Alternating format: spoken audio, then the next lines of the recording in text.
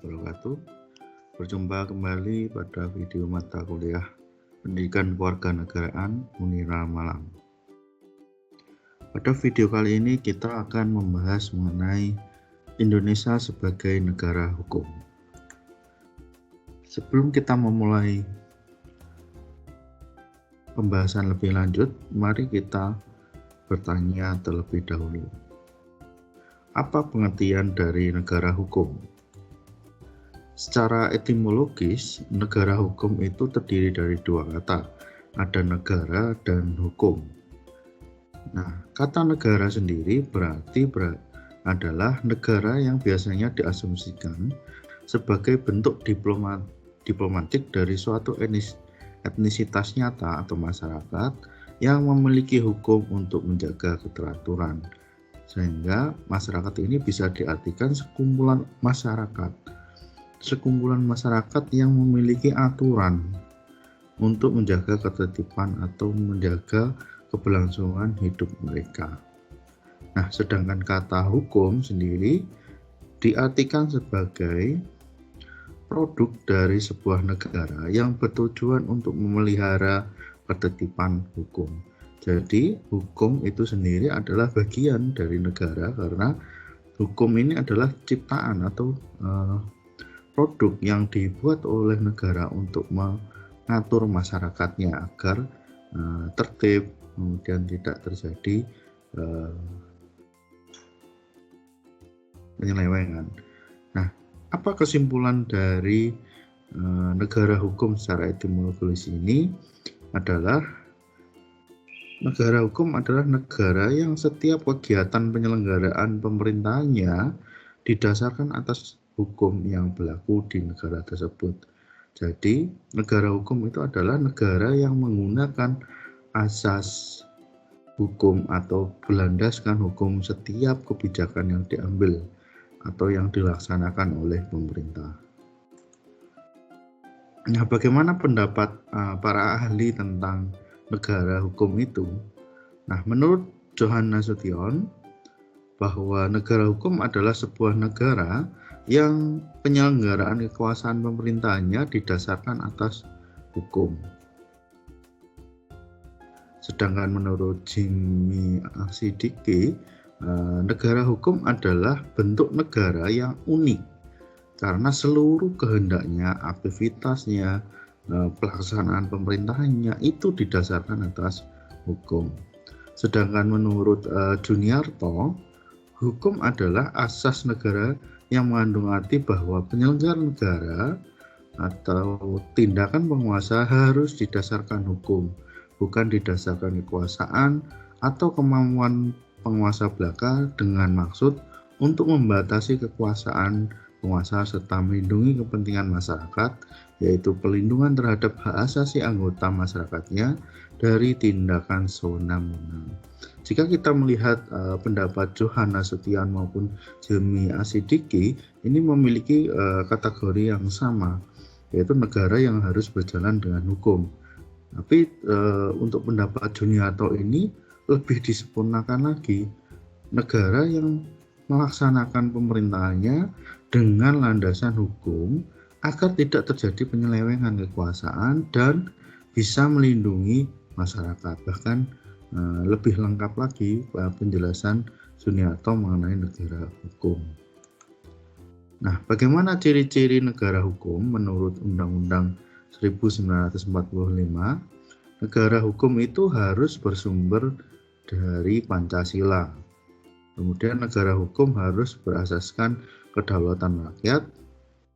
Negara hukum harus berupa pemerintahan yang berdasarkan atas sistem konstitusi, persamaan kedudukan di dalam hukum dan pemerintahan, negara yang memberikan kekuasaan kehakiman yang bebas tanpa pengaruh kekuasaan lain, kemudian negara yang membentuk undang-undang bersama DPR maupun presiden, jadi antara eksekutif dan legislatif ini seimbang kedudukannya.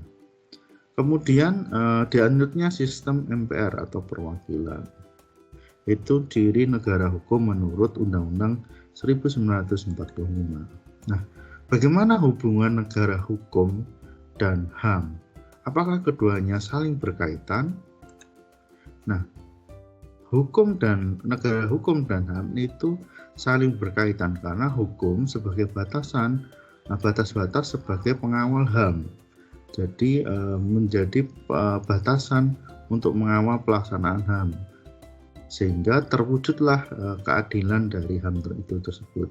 Selain itu, hukum juga menjadi alat mengatur yang mengatur HAM untuk mendapatkan hak yang sama dan dipertahankan atau dilindungi. Selain itu, fungsi dari hukum itu adalah memberikan pelindungan manusia dalam memenuhi berbagai macam kepentingan, dengan syarat manusia juga harus melindungi kepentingan orang lain. Dalam hal ini bisa dikatakan sebagai hak asasi manusia. Kemudian HAM menjadi salah satu komponen dari hukum untuk melindungi hak rakyat. Nah, bagaimana konsep negara hukum di Indonesia itu? Sebelum kita membahas bagaimana konsep negara Indonesia, negara hukum di Indonesia, ada dua konsep negara hukum di dunia itu. Ada sistem Rechtsstaat, ada sistem rule of the law. Kita akan bahas satu persatu. Konsep Rechtsstaat adalah negara hukum yang bertumbuh pada sistem hukum civil law, yaitu sistem hukum yang diterapkan di Romawi dan Jerman dengan latar belakang kelahirannya sebagai perjuangan untuk menentang absolutisme kekuasaan atau misdat. Sedangkan konsep rule of the law adalah negara hukum yang bertumbuh pada sistem hukum common law yang menekankan pada proses pemutusan perkaraan di pengadilan secara bebas tanpa pengaruh dan tekanan dari pihak manapun. Nah, bagaimana di Indonesia? Negara hukum menurut Indonesia adalah negara hukum yang berlandaskan nilai-nilai Pancasila yang merupakan falsafah dan dasar negara. Apa dasar negara hukum di Indonesia?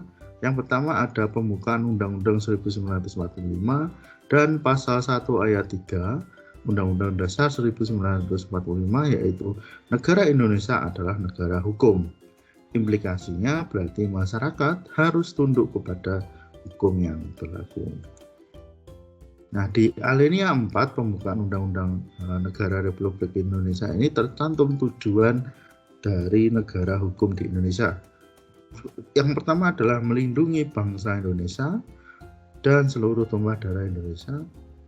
Yang kedua, memajukan kesejahteraan masyarakatnya. Yang ketiga, mencerdaskan kehidupan masyarakat.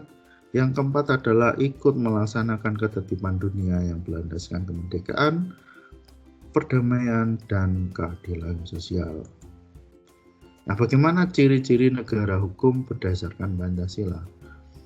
Ciri-cirinya adalah ada hubungan erat antara agama dan negara.